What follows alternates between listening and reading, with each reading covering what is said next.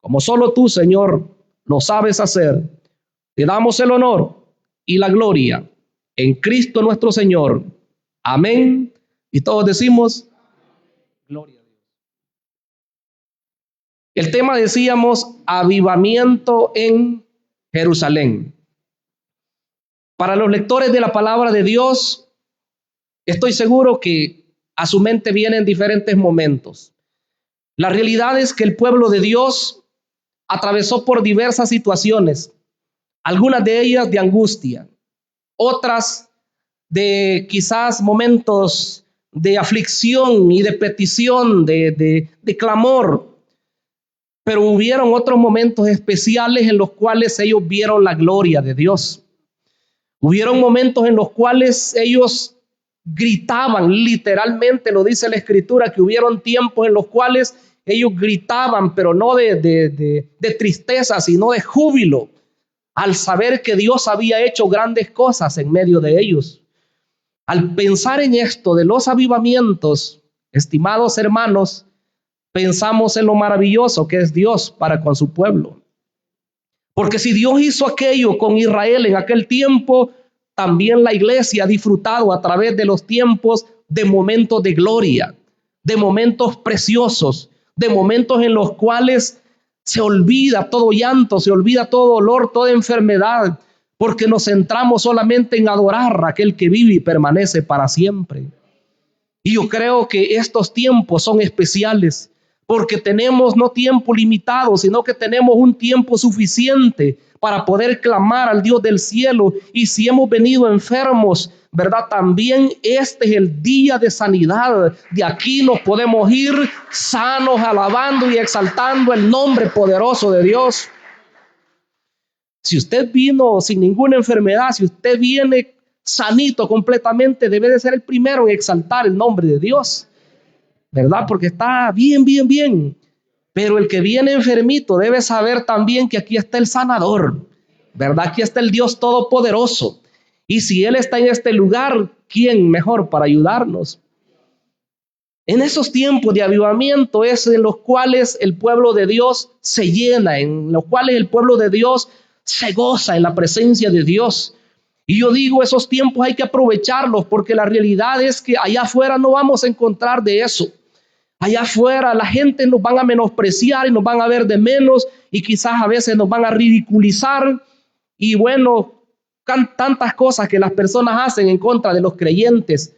Pero qué bueno es que aquí tenemos un lugar donde entramos en la sintonía, y como decían nuestros hermanos, qué bueno es unir nuestra alabanza y que suba para la presencia de Dios. Entre los pasajes que hoy voy a leer, hay uno donde dice que con todo lo que Israel hizo en esa oportunidad, dice que toda esa adoración llegó hasta el mismo trono de Dios. Y eso es lo que esperamos nosotros hoy. Porque de qué serviría tantas cosas bonitas que nosotros preparáramos aquí, tanto la decoración física como también lo que nosotros podamos sacar de nuestras voces, si no llegara a la presencia de Dios. ¿Qué sería de nosotros? En realidad solamente quedaría como en un show, ¿verdad? Como en un espectáculo. Pero la realidad es que como iglesia no hemos venido a dar ningún show, ningún espectáculo, sino que hemos venido a adorar, hemos venido a exaltar el avivamiento. Hay varios conceptos acerca de avivamiento, pero se dice que un avivamiento es un mover sobrenatural producido por el Espíritu Santo. Y ese mover espiritual provoca convicción de pecado en las personas. Provoca arrepentimiento de una vida ajena de Dios y un convertimiento más al Señor Dios Todopoderoso. Los resultados son vidas cambiadas. Los resultados de un avivamiento son personas que su vida, tantas cosas allá afuera, pero si hoy estamos aquí es porque Dios un día se manifestó a nosotros y nos impartió de su espíritu. La Biblia dice que cuando fuimos formados, dice que fuimos hechos del polvo de la tierra, pero luego Dios impartió vida a ese muñequito y dice que sopló en su nariz el aliento de vida y el ser humano llegó a convertirse en un ser viviente. Ese es el espíritu de vida. Pero cuando el creyente recibe a Jesucristo como su único y su el Espíritu Santo de Dios. Y si nosotros hemos recibido el Espíritu Santo de Dios, quiere decir que hoy nosotros debemos rebosar de alegría. Hoy nosotros debemos estar llenos de la presencia de Dios. No vayamos a creer que el Señor va a querer llenar solamente a sus siervos, los pastores o a los salmistas. El Señor quiere llenarnos a todos por igual. Solo resta que abramos el corazón. Solo resta que no nos hagamos duros. Solamente resta que no nos portemos ingratos. Quizás no alcanzaríamos a abordarlos, pero yo voy a mencionar algunos ahora. Se habla siempre de la palabra de Dios, se habla de la oración, se habla de ayuno, se habla de vigilias. Bueno, tantas cosas, pero yo me voy a enfocar ahora en tres aspectos importantes en todo avivamiento que ha ocurrido a través de la Biblia y en la historia de la iglesia. Siempre ha habido líderes que se levantan o son levantados por Dios y reconocen la sequía espiritual en el pueblo de Dios. Todo comienza y no somos lo que Dios quiere que seamos. Vamos hacia adelante. El día que creamos que ya estamos completos, ahí nos vamos a estancar. ¿Hasta cuándo vamos a estar completos, hermanos? Hasta que Cristo venga, ¿verdad? O nos vayamos con Él. Hasta ahí estaremos completos, porque nuestra vida en esta tierra habrá terminado. Si Cristo viniera hoy, en este mismo instante, esa transformación completaría todo lo que nos hace falta. Pero mientras tanto estamos en la tierra. Entonces se necesitan líderes, y en este caso el líder de turno fue un hombre llamado Ezequías. Dice ese versículo 1 que fue llamado por Dios a reinar sobre Judá en el tiempo cuando reinaba Oseas, el último de los reyes de Israel en la parte norte. Habían dos reinos, el norte y el sur. Israel se llamaba el norte y el sur se llamaba Judá. En Judá estaba gobernando la dinastía de David, o sea, la familia de David. Dice que cuando comienza su reinado tenía 25 años y llegó a gobernar 29 años, o sea, bastante tiempo. Pero esos son datos generales. También del dato de la madre, dice que se llamaba Abi, hija de Zacarías. Pero yo quiero mencionar algunos datos de este hombre, el líder de Dios. Dice que el versículo 3 dice, hizo lo recto ante los ojos de Jehová, conforme a todas las cosas que había hecho David su padre. ¿No le parece significativo eso? David era el antepasado de él, ¿verdad? No es que era su padre literal. Era alguien, ¿verdad?, que había existido en el pasado y todos lo tomaban como un modelo. Para hablar de alguien que hacía la voluntad de Dios, siempre lo comparaban con David. Y qué triste es que en el reino del norte, por el contrario, cuando hablaban de un rey del norte, o sea, de Israel, lo comparaban con Jeroboam. ¿Y saben lo que había hecho Jeroboam, el primer rey del norte? Había puesto 2 becerros como dioses. Uno en el norte, en una ciudad que se llamaba Dan, y otro en la frontera con Judá, que se llamaba Betel. Hizo lo malo, decía, conforme a lo que hizo Jeroboam. Y no se apartó de hacer lo malo, conforme a lo que hizo este rey. Pero qué bueno que en el sur, cuando decían que alguien había hecho lo bueno, decían como lo hizo su padre David. Qué bueno fuera que hoy, estimados hermanos, a ustedes y a mí nos comparen así como fueron de buenos nuestros antepasados. Y le pongo un reto ahora. Qué bueno fuera que nuestros hijos se dijera que ellos también son buenos creyentes, así como son sus padres. Y cuando muramos nosotros, que digan, así como fue su padre o así como fue su madre, así es también esta persona. La hermana o el hermano joven, la nueva generación. Entonces de Ezequías se dice, hizo lo recto, dice, ante los ojos de Jehová, conforme a todas las cosas que había hecho David su padre. Este hombre comenzó a buscar a Dios, siendo muy muchacho, siendo muy joven, comenzó a buscar a Dios. No va a venir un avivamiento si nosotros no buscamos a Dios. No va a venir un mover espiritual si no nos... Sin unos tiempos, y por cierto no le voy a decir hoy los tiempos, pero cuánto debe durar, pero hay que orar continuamente. Muchas personas oran un tiempo prolongado, de una sola vez en el día, pero hace poco oí un consejo de un pastor que tiene tiempo ya de predicar la palabra. Él decía, puede haber otra forma también si usted no tiene mucho tiempo, orar partes en diferentes horas del día. Tanto tiempo, ¿verdad? En la madrugada, tanto tiempo, tal vez si tiene tiempo por el mediodía, tanto tiempo si hay por la tarde y por la noche, ¿verdad? Que tiene el tiempo suficiente si quiere orar bastante. Entonces, una búsqueda de Dios. Este hombre dice que hizo lo recto, hizo lo que agradaba a Dios, así como era David.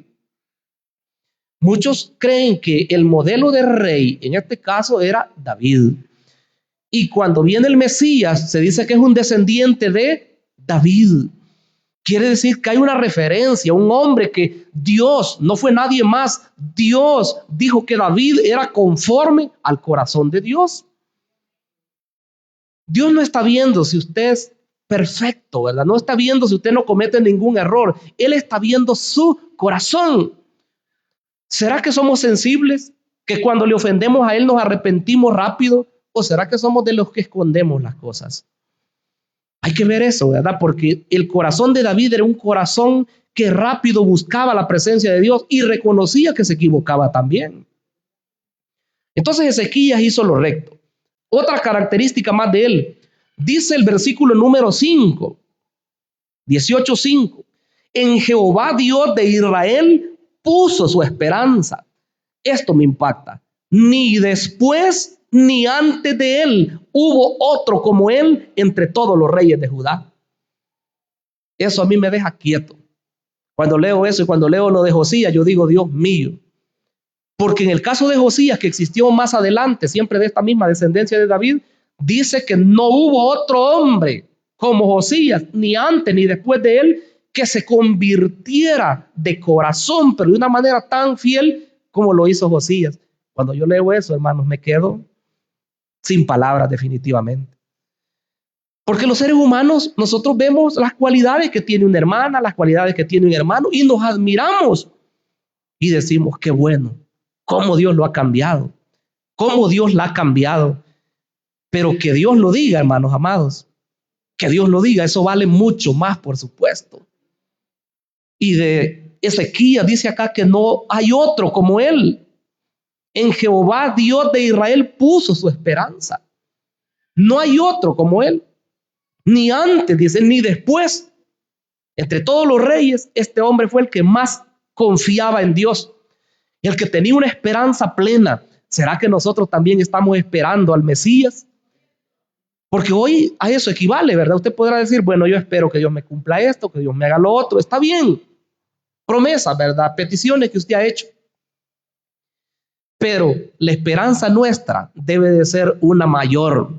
No solamente esperar que mi hijo se convierta, no solamente esperar la sanidad de mi familiar, no solamente esperar la resolución de aquel problema, sino estar a la expectativa del que viene. Y el que viene es nuestro amado Señor Jesucristo.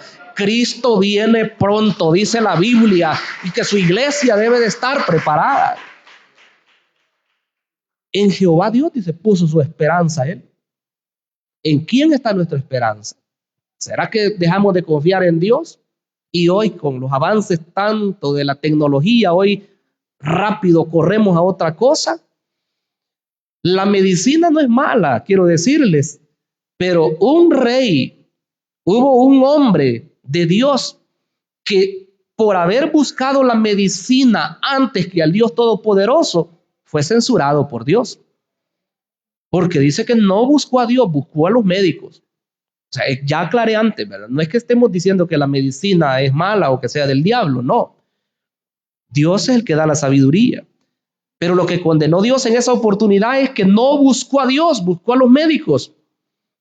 Entonces, ¿en quién está nuestra confianza primero? Debe de ser en el Dios Todopoderoso. No en el dólar, ¿verdad? No en todo lo que nosotros podamos tener.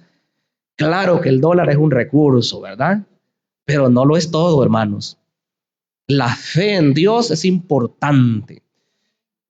¿De quién pudiéramos hablar? De Abraham. ¿De quién? De David. ¿De quién? De Elías. Bueno, usted siga en su lista. Hombres que le creyeron a Dios. Entonces, Ezequías tenía esas cualidades, pero ¿qué más? El versículo 6, mire lo que dice. Porque siguió a Jehová. Qué precioso. Porque siguió a Jehová y no se apartó de él. Qué énfasis, ¿verdad? Sino que guardó los mandamientos que Jehová prescribió a Moisés. Siguió a Jehová y no se apartó de él. ¿Saben lo que significa? Caminar con Dios. Cuando yo leo de esos hombres, sigo diciendo, me quedo súper admirado. Cuando leo de un tal Enoc que dice que caminó con Dios 300 años y dice que de tal manera que caminaba con Dios que en una oportunidad Dios mismo dijo, mejor me lo llevo para los cielos. Y dice que antes de ser traspuesto, dice la Escritura, dio testimonio de haber agradado a Dios. O sea, cuando Dios dice algo, es algo especial. Si nosotros nos esforzamos por agradar a Dios, un día Dios va a dar testimonio de nosotros. Glorifiquemos al Señor. El que se avergonzare, dijo el Señor, de mí en esta tierra, yo también me voy a avergonzar de él, delante de mi Padre y de sus santos ángeles. Pero el que me confiese delante de esta generación adúltera y pecadora, dijo, yo también le voy a confesar delante de mi Padre y de sus santos ángeles. Si usted y yo hemos sido de los que hemos reconocido públicamente sin ninguna pena de que somos hijos de Dios, un día el Señor nos va a llamar por nuestro nombre. Y no está esperando oír el nombre, en el caso mío, Adolfo, o en el caso suyo, el nombre que tiene acá, con un nombre nuevo, dice Dios. ¿Cuál será? No se sabe ahorita. Pero en una piedrecita blanca, dice el Apocalipsis, se le va a entregar a la persona y ahí estará el nombre nuevo, que solo el que lo reciba va a saber cuál es su nombre, dice. Entonces, caminar con Dios vale la pena. Así lo hizo Ezequías, viviendo de acuerdo a la palabra de Dios. Y número 4, el resultado, ¿cuál fue de haber vivido de esa forma él? Versículo 7. Y Jehová estaba con él. Yo con eso me conformo y hasta ahí me quedaría yo. Jehová estaba con él. Y a donde quiera que salía, Dios mío, hermanos amados, mire qué precioso. Jehová estaba con él. Y donde quiera que salía, Dios lo prosperaba. Yo eso lo quiero para mí. ¿Y usted? También. Si Dios está con nosotros, la misma escritura lo dice, ¿quién podrá estar contra nosotros? Y esa escritura hay que entenderla bien, porque no quiere decir que no van a haber personas que se nos van a oponer. No quiere decir que no van a haber personas que nos van a querer derrotar o hacernos un daño o aún hasta quitarnos la vida. No quiere decir eso, siempre van a haber personas, pero cuando dice que si Dios es por nosotros, ¿quién contra nosotros? Lo que quiere decir es que al creyente nadie lo puede derrotar. Dios los va a trastornar. A todos los que están tramando mal contra usted, Dios los va a trastornar. Lo declaramos en esta noche, que la iglesia de Cristo está en victoria. Derrotado solamente el diablo. La iglesia de Cristo está en victoria. Armémonos del pensamiento del apóstol Pablo. Él decía, por vida o por muerte, Cristo siempre va a ser glorificado en mí, decía él. Personas que le han intentado hasta quitar la vida. Recuerdo una señora, ¿verdad?, que por ser creyente la menospreciaban y le decían, ya va a llegar el momento, vas a ver, te voy a matar. Le dijo la cristiana, si me matas, un favor me vas a hacer porque yo voy a la presencia de Dios. Y esa es la realidad. Se oye feo quizás, ¿verdad? Pero la realidad es, si llegara el momento que a un creyente alguien le quitara la vida, lo lleva más rápido a la presencia de Dios. Y la persona que hace eso se halla en grave problema, porque el que toca a uno de los hijos de Dios no sabe en el problema que se mete, porque Dios pelea por sus hijos. Pero pasemos a la parte segunda del mensaje. En todo verdadero avivamiento no solamente surgen líderes, ¿verdad? Líderes que se vuelven a Dios, que tratan de vivir para Él, que tratan de agradarlo, sino que también hay reformas espirituales. ¿Cuántos estamos de acuerdo? Ahora, estar de acuerdo en eso no significa que a todos nos van a gustar las reformas. Reformas nos gustan. O sea, cambiar algo, pues, a nosotros nos gusta que todo lo hagamos así como lo tenemos, incluso nosotros, los pastores. Si algo se va a cambiar, uno está pensando, pero es que eso ya está de esa forma. Les voy a poner un pequeño ejemplo y quizás algunos me van a comprender. Hace algunos días hubo un cambio, ¿verdad? De culto del Ministerio Mujeres de Fe. De Odía se cambió, ¿verdad? Con el Ministerio de Hombres. No faltaron las personas que estaban en desacuerdo. Algunas mujeres porque les cambiaron su día, dice. Y algunos hombres también. Bueno, aunque de hombres lo oí menos, pero de mujeres más. ¿Y qué cree usted que es eso? Sencillamente resistencia a los cambios. O sea, al fin y al cabo, es probable que alguien tiene algún contratiempo en un día, lo reconozco. Pero el que solamente porque me dicen, Adolfo Sánchez, ya no vas a predicar el día jueves, ¿y qué día me van a dar? El viernes te vamos a dar, gloria a Dios, voy a decir yo. Y si me dicen, ya no vas a predicar domingo, ¿y entonces cuál día? Pues sábado te vamos a dar, gloria a Dios, voy a decir lo mismo.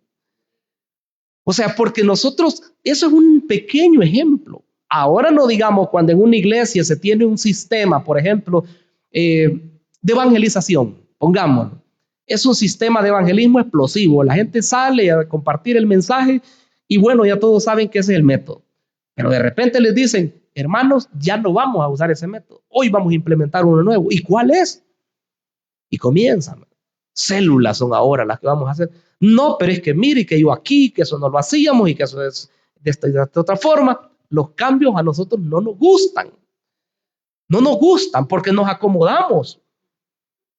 Otro ejemplo, que espero que no se me vayan a dormir ni a apagar. Grupos de células. A veces las personas pierden el enfoque y piensan que 7 personas que se reúnen ahí, 7 mujeres, piensan que el objetivo es que esas 7 mujeres se sigan reuniendo todo el año y toda la vida de la iglesia. ¿Será ese el objetivo de una célula? No. El objetivo de una célula es la multiplicación. Esas 7 personas que se reúnen ahí van a invitar a sus amigas, van a invitar a sus vecinas, van a invitar a familiares, de modo que entre unos meses sean 14. Y cuando lleguen a 15, se multiplica una nueva célula y se abre otra. Así funciona ese método. Entonces hay que saber en qué estamos, ¿verdad? Pero si usted dice, no, es que ya nos conocemos, gloria a Dios porque se conocen, ¿verdad? Y porque son amigas o porque son amigos. Pero hay que saber en qué estamos. Entonces, veamos, hay que implementar reformas. Capítulo 18, versículo 4 del segundo libro de Reyes. ¿Qué hizo Ezequías? Él quitó, ¿qué quitó él? Los lugares altos. O sea, eran lugares de adoración a dioses falsos. Y quebró las imágenes. ¿Qué más hizo? Cortó los símbolos de acera, era una diosa falsa, ¿verdad? E hizo pedazos la serpiente de bronce que había hecho Moisés, porque hasta entonces le quemaban incienso a los hijos de Israel y la llamó Nejustán. ¿Sabe qué significa Nejustán? Cosa de bronce. Como que dijo Ezequiel, esa es una cosa. Le aseguro que para los israelitas de ese tiempo ese fue un insulto.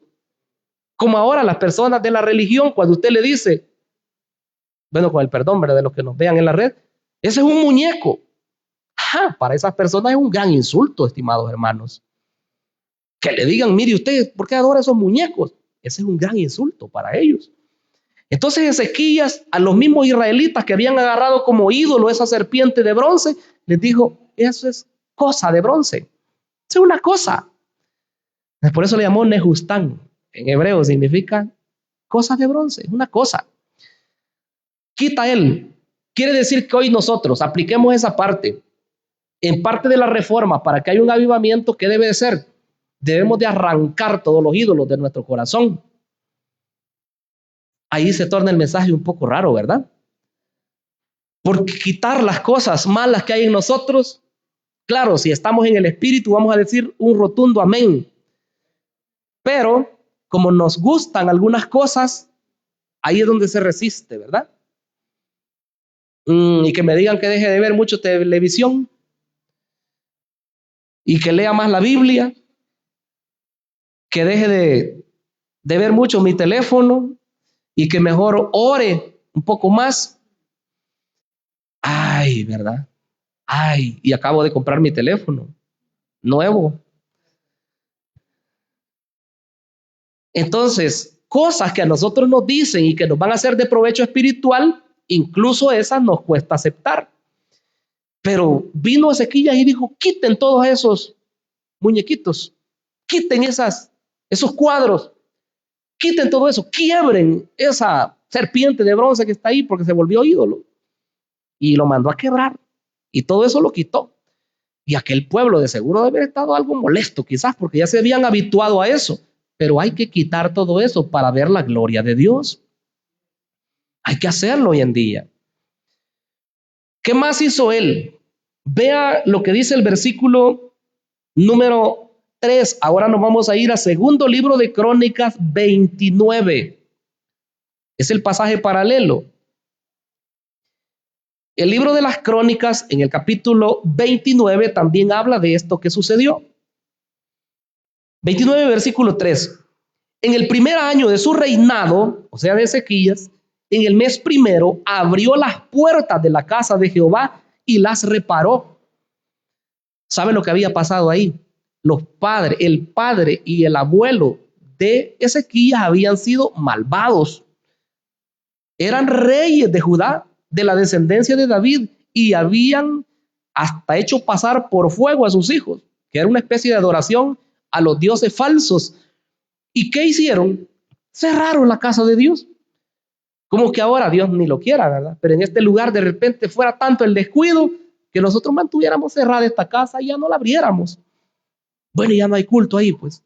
¿Y qué día hay culto ahora? No, si se cansaron los hermanos. Solo domingo. Dice que cerraron las puertas de Jerusalén, del templo de Jerusalén. Pero ¿qué hace Ezequías? En el primer año de su reinado, en el primer mes, o sea, comenzando estaba, abrió las puertas de la casa de Jehová y las reparó. Qué precioso es. E hizo venir a los sacerdotes y levitas y los reunió en la plaza oriental y les dijo, oídme levitas, santificaos ahora y santificad la casa de Jehová, el Dios de vuestros padres, y sacad del santuario la inmundicia. Oiga lo que había en el templo de Dios. Inmundicia. ¿Y sabe qué es inmundicia? Es cosas pecaminosas. Como que aquí dejáramos, ¿verdad? Y ya no hubieran sillas, ya no hubieran las cosas que ocupamos para adorar a Dios, instrumentos, sino que metiéramos cualquier otra cosa, agarrémoslo como bodega ahí, ¿verdad? Porque ya no la usamos. Algo así. Y a los levitas y a los sacerdotes les da la encomienda. Dice el versículo 6, porque nuestros padres se han rebelado y han hecho lo malo ante los ojos de Jehová nuestro Dios, porque le dejaron y apartaron sus rostros del tabernáculo de Jehová y le volvieron las espaldas. Se lo habían dejado. Y aún cerraron las puertas del pórtico y apagaron las lámparas y no quemaron incienso ni sacrificaron holocausto en el templo al Dios de Israel. Por tanto, la ira de Jehová ha venido sobre Judá y Jerusalén y los ha entregado a turbación, a execración y a escarnio, como veis vosotros, como ven vuestros ojos. Mire qué terrible todo eso. Dejaron la adoración. Parecido a los tiempos de Nehemías, que eso fue más adelante, por supuesto, después de que retornaron de la cautividad de Babilonia. Siempre hubieron tiempos críticos, pero los reformadores, los avivadores, no se centran solamente en lo que está pasando. Yo quisiera que ustedes recibieran esto, pero que el Espíritu de Dios lo inyecte en cada uno de nosotros, porque la realidad es que a veces nos quedamos como críticos solamente. Yo no sé si ustedes han oído personas, pero hay personas que a veces dicen, no hombre, es que aquí no se mueve el Espíritu, hermanos, es que ahí no está Dios, es que esa iglesia es muerta, no hablo de aquí, ¿verdad? Es que eso ahí, es que eso allá, pero ¿y nosotros qué estamos haciendo? A veces la persona que señala es la persona más descuidada en la obra de Dios. Cuando algo así pase, usted comience a orar por ese pueblo. Usted comience a orar por ese pastor, comience a orar por ese líder. Todo está aquí arruinado, pero Dios lo va a levantar, diga usted. Dios va a levantar adoradores nuevos. Dios va a levantar predicadores nuevos. Dios quiere llenarlos de la unción de su Espíritu Santo y Él va a hacer que nos movamos. Podría ser verdad que en algún momento, por los descuidos espirituales, un pueblo llegue a estar apagado. ¿Y sabe quién hace eso? Eso no lo hace Dios, eso lo hace el enemigo. Pone, ¿verdad? Sueño en todos. Bueno, hoy es de noche, habría razón si alguien siente algo de sueño, pero aunque pidámosle al Señor que no nos dé mucho sueño. El enemigo pone distracción en la persona, ruido por aquí, ruido por allá. Y a veces, no sé si se han fijado, hasta algunas personas externas a veces nos quieren distraer también, pero nosotros no permitamos eso. ¿Verdad? Nada nos va a robar la bendición que Dios nos está dando. Entonces, reformas. Dice que manda a reconstruir las puertas, las limpia, las abren de nuevo. Y yo quiero leerles el versículo 10, 29:10. Ahora pues, dice, yo he determinado. ¿Quién determinó primero? Ezequías. Yo, dijo él. Ahora pues yo he determinado hacer pacto con Jehová, el Dios de Israel, para que aparte de nosotros el ardor de su ira. Es probable que sobre un cristiano, sobre una familia o sobre un pueblo, una congregación, Dios esté enojado, que esté airado. ¿Pero qué nos está diciendo, pastor? Puede ser porque lo descuidamos, porque lo dejamos, porque hacemos cosas malas. Pero aquí viene el punto importante, hay que hacer un pacto con Dios, dice. Hay que arrepentirnos, hay que buscarle a Él. Hijos míos, les dijo en el 11. Mire qué hombre más amoroso. Hijos míos, no os engañéis ahora, porque Jehová os ha escogido a vosotros para que estéis delante de Él y le sirváis y seáis sus ministros y le queméis incienso. Según los primeros versículos, ¿con quién estaba hablando? Con los sacerdotes. ¿Con quién más estaba hablando? Con los levitas. Quiere decir que Dios habla primero con los líderes de la iglesia. Si usted tiene algún liderazgo acá, usted es el primero en doblar sus rodillas, en su casa y aquí, o en la búsqueda de Dios, como sea. Usted debe ser el primero en clamar. Estoy viendo que la iglesia está descuidada. Estoy viendo que fulano ya no se congrega. Estoy viendo que hay muchos chismes. Estoy viendo que, bueno, tantas cosas, ¿verdad?, que pudieran estarse dando. Y entonces usted comienza a clamarle al Señor. Somos los líderes, somos los ministros de Dios. ¿Y sabe lo que significa volver a quemar incienso? Significa que hay que volver a los tiempos continuos de oración. Significa que hay que elevar. Y cuando estamos orando es como un perfume que está subiendo a la presencia de Dios y Dios lo va a recibir. Y la respuesta viene enseguida porque Dios no se hace esperar. La respuesta viene de parte del Señor. Entonces, repara el templo, repara las puertas, pero ¿qué más hace él? Dice el capítulo 30, versículo 1 de este segundo libro de Crónicas, que celebra la Pascua. Capítulo 30, en parte de sus reformas, él viene e instituye de nuevo la fiesta. Dice el capítulo 30, versículo 1, envió pues Ezequías por todo Israel y Judá, o sea, los dos reinos, y escribió cartas a Efraín y a Manasés para que viniesen a Jerusalén, a la casa de Jehová, para celebrar la Pascua a Jehová Dios de Israel. Y el rey había tomado consejo con sus príncipes y con toda la congregación en Jerusalén para celebrar la Pascua en el mes segundo. Pregunto a la iglesia, ¿en qué mes celebraban la Pascua? En el mes primero. Está en Éxodo 12, ¿verdad? El mes de Abib o Nisán. Pero hoy lo van a celebrar en el mes segundo. Porque, dice el versículo 3, entonces no la podían celebrar, por cuanto no había suficientes sacerdotes santificados, ni el pueblo se había reunido en Jerusalén. O sea, estaban tan descuidados que los que tenían que ofrecer el culto a Dios, ni siquiera ellos estaban en la sintonía de Dios. Como que nosotros ahora, ¿verdad? No quisiera decir alguna cosa, pero hay que decirlas. Pastores y predicadores, tenemos que tener mensaje siempre para Dios y para su iglesia. No podemos venir aquí y no tener mensaje porque la iglesia espera un mensaje.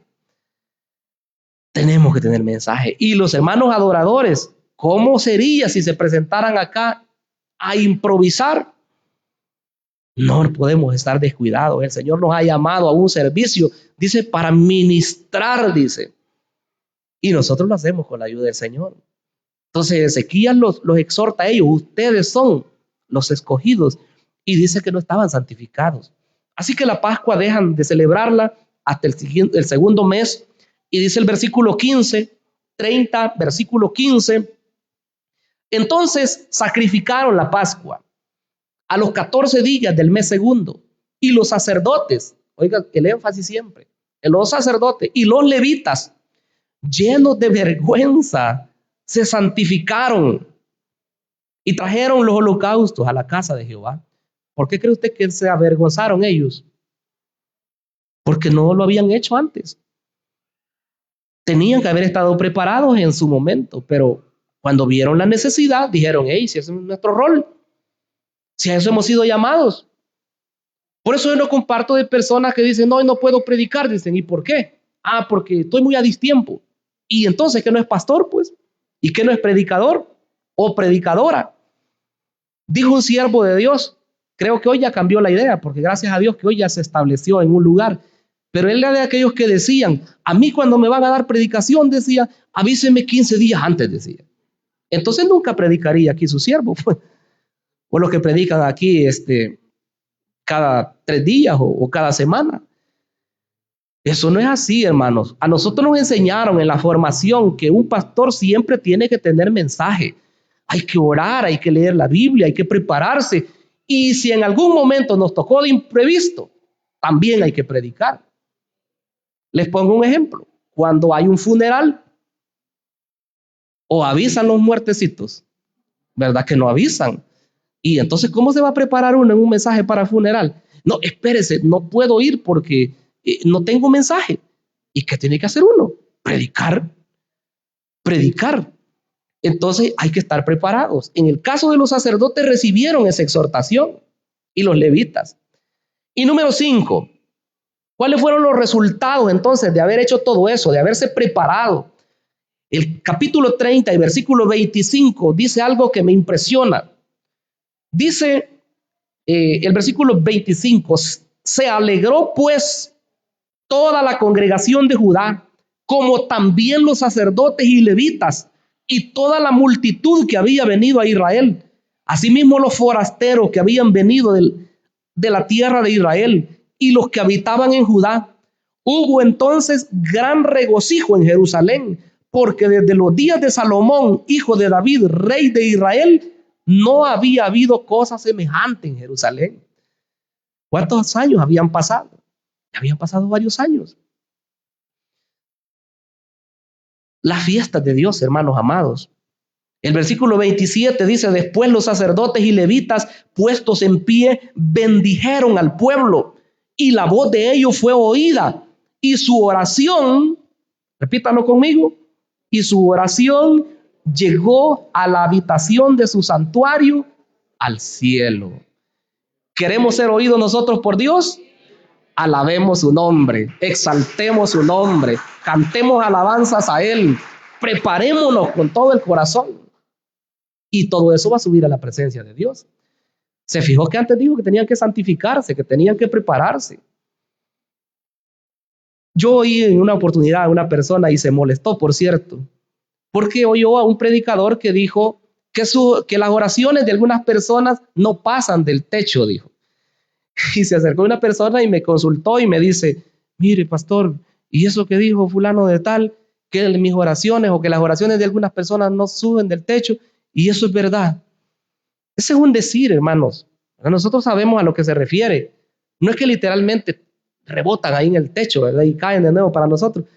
Significa que Dios no responde porque a veces nuestra condición puede ser una condición no agradable delante de Dios. Eso es lo que quiere decir. Dios no es sordo, ¿verdad? Toda oración Él la escucha. El detalle es la respuesta que va a venir. ¿Será positiva o será negativa? Dice el apóstol Juan, y esta es la confianza que tenemos en Él, que si pedimos alguna cosa conforme a su voluntad, oiga, subrayar eso, conforme a su voluntad, Él nos oye, dice. Y si sabemos que Él nos oye, sabemos que tenemos las peticiones que le hayamos hecho. Entonces hay que estar pendientes de eso. Los resultados de todo eso que ellos hicieron fue un poderoso avivamiento, que no abarcó solamente Jerusalén, sino que dice que toda Judá, o sea, la parte sur de Israel y el norte también Israel, y todos los forasteros, dice que venían, porque en los días de fiestas venían los israelitas de diferentes lugares. A esos le llamaban forasteros o peregrinos. En las 3 fiestas principales de los israelitas, todo judío estaba obligado a llegar a Jerusalén para celebrar la fiesta. Piense ahora nosotros, ya no celebramos esas fiestas, pero ¿cuáles son los tiempos en los que nosotros nos acercamos? Bueno, aquí hay cultos todos los días. Y a usted nadie le ha obligado a que venga todos los días, pero está en el corazón de nosotros. Si usted dice, yo siento que, y si puedo, ¿verdad? También estoy tantos días. Y si usted es de los que dicen, yo no me pierdo una celebración ahí, gloria a Dios. Y si usted no puede, ¿verdad? Por motivos de trabajo, también se entiende. Obviamente que esto así es, ¿verdad? Nosotros no le vamos a decir, ¿qué tiene que estar? Deje su trabajo. No, ¿verdad? No es así tampoco. Pero hay agradecimiento en el corazón de cada creyente. Y eso es lo que nos mueve, nos motiva. Y cuando lo hagamos así, téngalo por seguro que usted se va a encontrar con Dios aquí siempre. No va a haber un momento que usted diga, ay, pero es que hoy no sentí nada. Y si Dios lo hace, va a ser para hacernos entender también. Porque hay algunos momentitos que uno quisiera sentir la presencia de Dios y dice uno, como que no me escucha Dios. Tal vez alguna lección Dios quiere dar, pero no será porque lleguemos a creer en un momento que Dios no está. Él siempre está. ¿Cuántos lo creemos? Él siempre está. Él lo ha decidido estar. Y finalicemos con la tercera parte. Hubo una reorganización de los adoradores. Si nosotros queremos avivamiento, tiene que haber una buena estructura. ¿Oyeron lo que dije al principio del ministerio de alabanza? Me gusta, ¿verdad? Verlos así. Y qué bueno. Y hay que prepararnos para servir al Señor. Segundo libro de Crónicas, capítulo 31, versículo 2, dice, y arregló Ezequías. ¿Qué arregló Ezequías? La distribución de los sacerdotes y de los levitas conforme a sus turnos, cada uno según su oficio.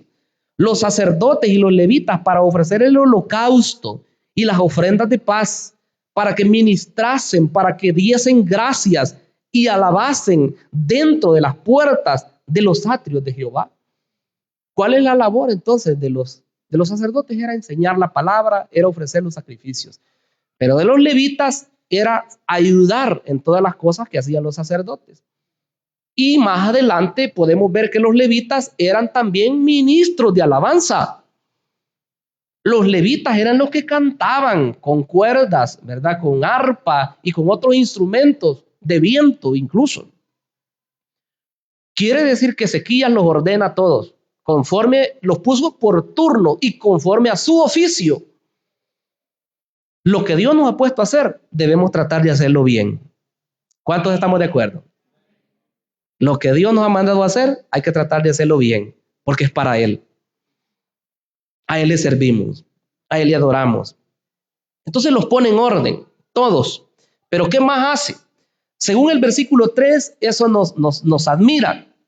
Dice el versículo 3, y el rey contribuyó de su propia hacienda para los holocaustos de mañana y tarde, para los holocaustos de los días de reposo, lunas nuevas y fiestas solemnes, como está escrito en la ley de Jehová.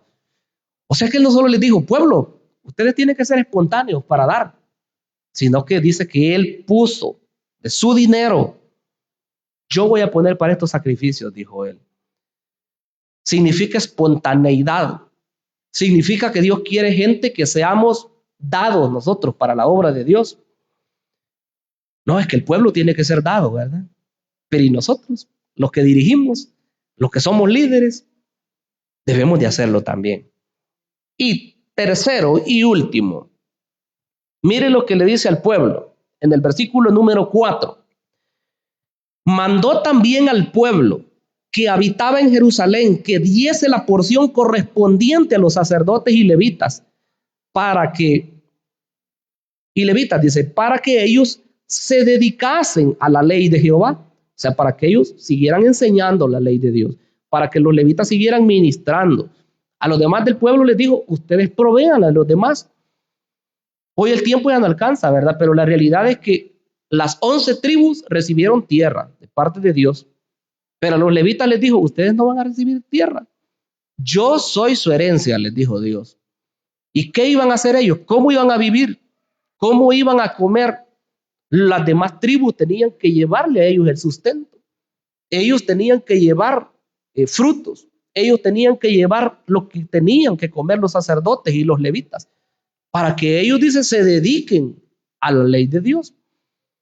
Entonces, hoy en día, todavía hay personas que juzgan raro, ¿verdad?, que a los pastores las iglesias les den una ayuda ministerial. Y estoy hablando de dinero. Todavía algunas personas les asombra eso, ¿verdad? Y dice, ¿y cómo? Pero si él que vaya a hacer tal trabajo, ¿acaso no es trabajo la obra de Dios? La Escritura lo dice. Entonces, pero las personas lo hacen así. ¿Por qué? ¿Por qué creen ustedes que lo hacen? Porque siempre estamos esperando que a nosotros nos den. Pero nosotros dar, eso es lo que cuesta. Eso es lo que cuesta.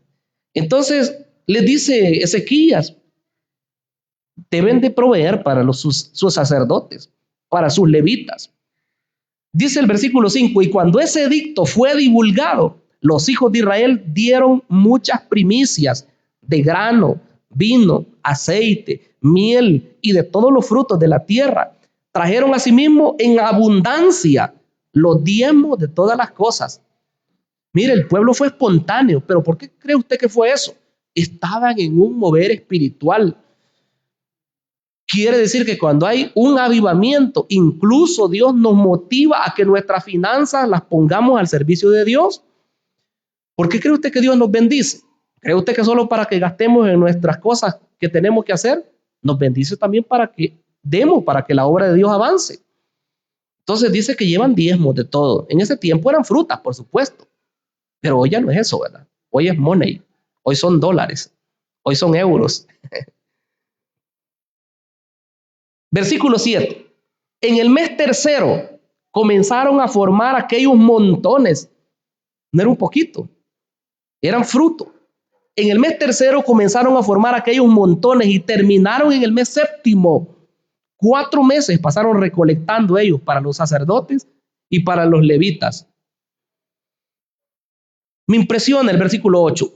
Cuando Ezequías y los príncipes vinieron y vieron los montones, bendijeron a Jehová y a su pueblo Israel. Y preguntó Ezequías a los sacerdotes y a los levitas acerca de esos montones.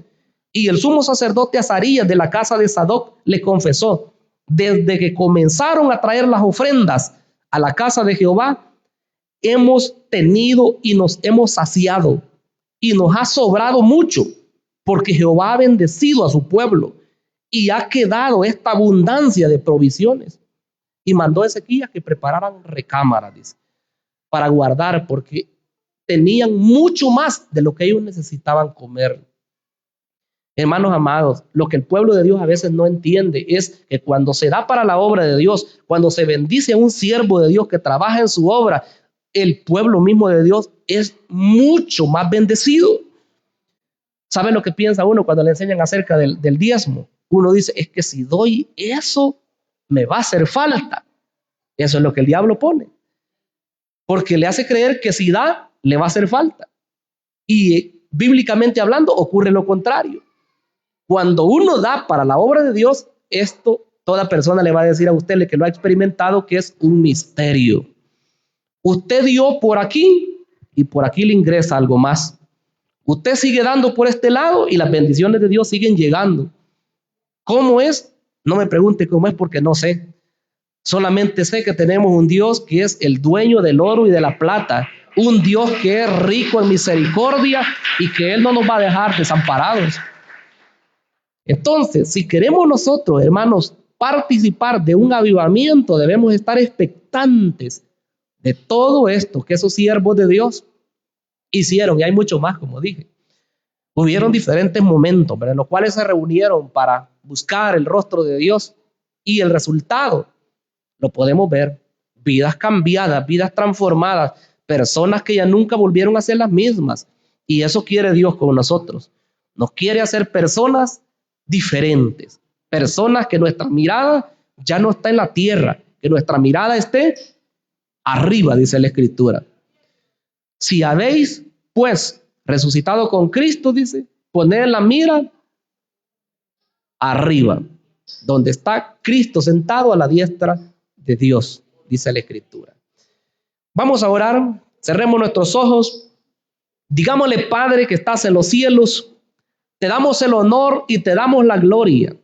Señor amado, tú eres grande, eres maravilloso, y nosotros reconocemos que tú eres nuestro hacedor, nuestro gran Dios.